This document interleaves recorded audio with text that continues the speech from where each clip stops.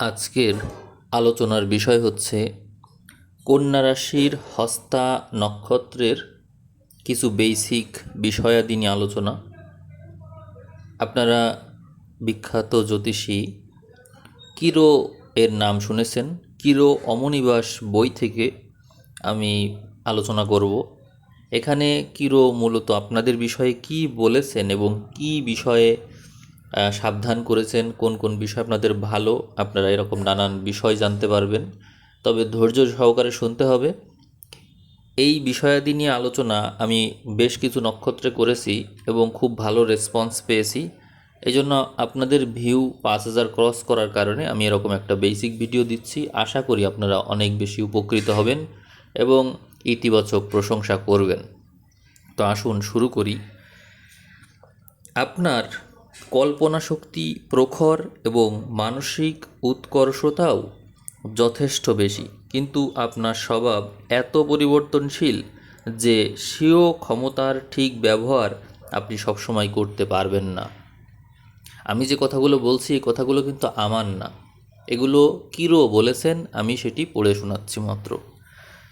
মননশীল অধ্যয়নে আপনার অধিক আগ্রহ এবং কোনো ব্যবসাদারি বা পেশাদারি কাজের পরিবর্তে ওই ধরনের জীবিকা পথ আপনি হয়তো বেছে নেবেন।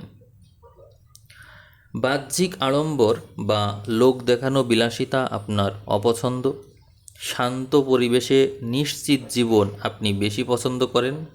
বিশ্বাসভাজন বিবেক সম্পন্ন ব্যক্তি আপনি, কিন্তু আপনার ক্ষমতার উপর যথেষ্ট ভরসা না থাকায় জীবনে অনেক বেশি দূর অগ্রসর হতে পারেন না। অর্থাৎ কিরো বলতে চাচ্ছেন যে আপনার নিজের যে ক্ষমতা বা সামর্থ্য তার উপর আপনি নিজেই নির্ভর করেন না। এই বাধাটি আপনি অনায়াসেই লঙ্ঘন করতে পারেন, কিন্তু সেটি আপনি কেন করেন না তার আলোচনা হয়তো আমরা পরে পাব। গবেষণার ছাত্র হিসেবে আপনি যথেষ্ট ভালো করতে পারেন। সাহিত্য, শিল্প এবং রসায়ন বা যে কোনো বিজ্ঞান বিষয়ে আপনি সফল হতে পারেন।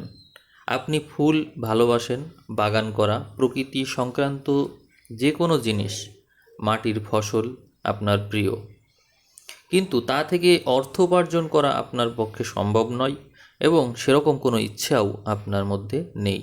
আপনি শান্ত, চাপা স্বভাবের মানুষ, কিন্তু স্থায়ী বন্ধুত্ব আপনার পক্ষে খুবই সম্ভব।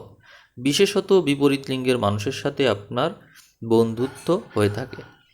স্থান পরিবর্তন, ভ্রমণ এবং অনেক দেশ দেখা আপনার পক্ষে সম্ভব এবং বিবাহিত জীবনে সঙ্গী হিসাবে হঠাৎ কাউকে পছন্দ করে বসতে কিরো নিষেধ করেছেন।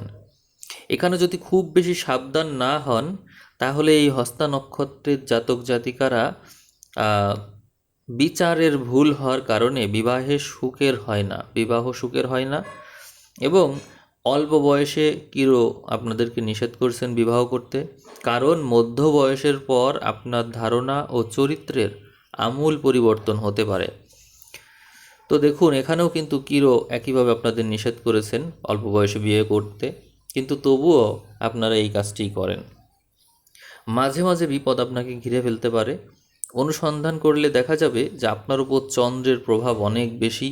চন্দ্র কলার কারণে আপনি যদি যখন শুক্লপক্ষ চলবে তখন কাজ করবেন বেশি বেশি, আর কৃষ্ণপক্ষে একটু বিশ্রাম নেবেন। এই বিষয়টা কিরো জোর দিচ্ছেন, আপনারা অবশ্যই বিষয়টা বিবেচনা করবেন। কোনো বিশেষ কাজে হাত দিতে নিষেধ করছেন, অর্থাৎ গুরুত্বপূর্ণ বা বিশেষ কাজ যেগুলো লাইফে আসলে গুরুত্বপূর্ণ ভূমিকা রাখবে সেরকম কাজকে শুক্লপক্ষে করার জন্য সাজেস্ট করেছেন কিরো।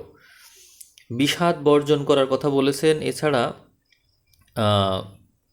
পরিপাক যন্ত্র এবং স্বাস্থ্যের উপর নিয়ন্ত্রণ আনতে বলছেন তিনি। কারণ হচ্ছে, যদি আপনি আপনার এই ডিপ্রেশন থেকে বের না হতে পারেন তাহলে আপনার পরিপাক যন্ত্র এবং স্বাস্থ্য অবশ্যই ক্ষতিগ্রস্ত হবে। আপনার মস্তিষ্ক অতি পরিষ্কার, সহজে পাঠ্য বিষয়ে অনুধাবন করা এবং স্মরণ রাখা আপনার পক্ষে খুব সম্ভব। হয়তো আপনার মধ্যে আদিভৌতিক কোনো ক্ষমতা থাকতে পারে, কিন্তু এসব কথা না বলাই ভালো। কারোর সাথে এই বিষয় নিয়ে আলোচনা করতে যাবেন না। আপনার স্বভাব চাপা এবং উচ্ছ্বাসহীন। কিন্তু যাদের ভালোবাসেন তাদের প্রতি একান্ত অনুরক্ত থাকেন আপনি। ব্যবসায়ে গেলে দেখা যাবে যে বড় ব্যবসায়ে না গিয়ে মস্তিষ্ক চালনা দ্বারা অর্থ উপার্জন করা আপনার মনের বাসনা, কিন্তু সম্পদ লাভের একান্ত ইচ্ছে হয়। এই জন্য বড় কোনো প্রতিষ্ঠানের শীর্ষস্থান আপনার পক্ষে দখল করে নেওয়া সম্ভব।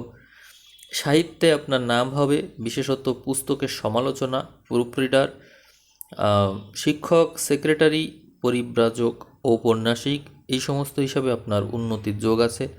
মিতব্যয়িতা আপনার স্বভাব।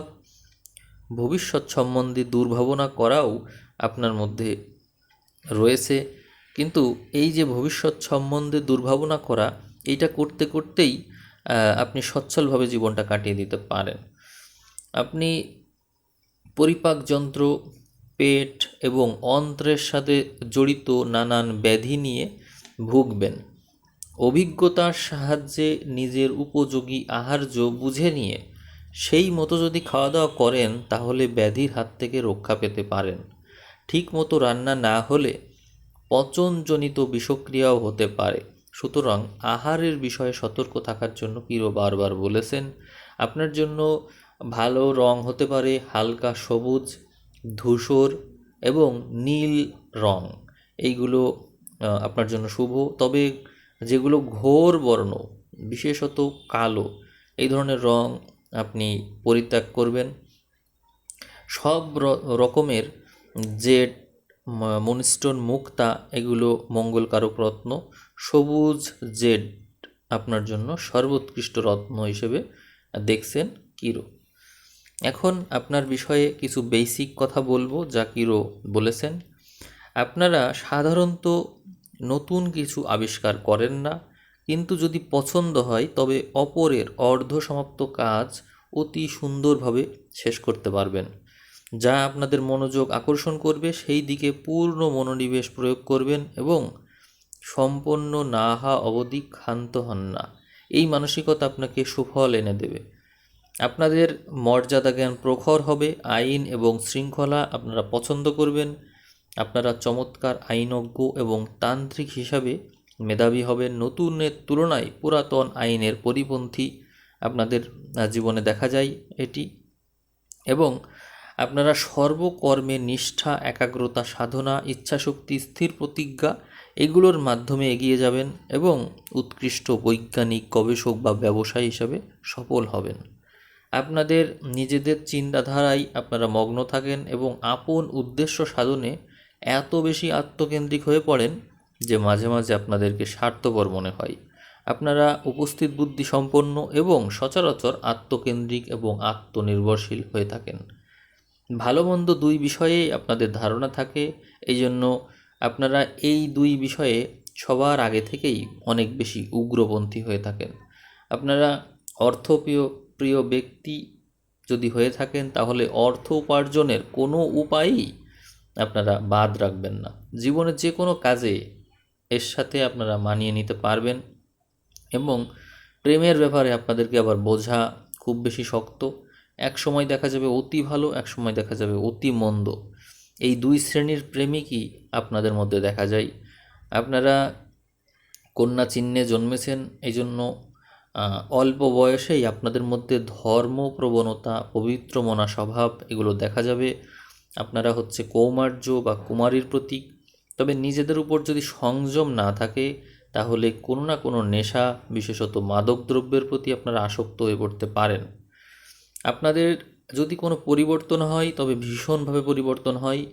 আপনাদের সহজাত তীক্ষ্ণ বুদ্ধি এবং আইনের প্রতি আনুগত্যের কারণে আপনারা আপনাদের যে কোনো ত্রুটি সহজেই ঢেকে রাখতে পারেন। আপনাদের অসুখ বিসুখ আসলে হয় না, কিন্তু মজার ব্যাপার হলো নতুন কোনো ব্যাধির বিষয়ে আপনারা জানতে পারলেই নিজেদেরকে সেই রোগাক্রান্ত বলে মনে করেন। খাবারের বিষয়ে আপনাদের রুচি অত্যন্ত সূক্ষ্ম।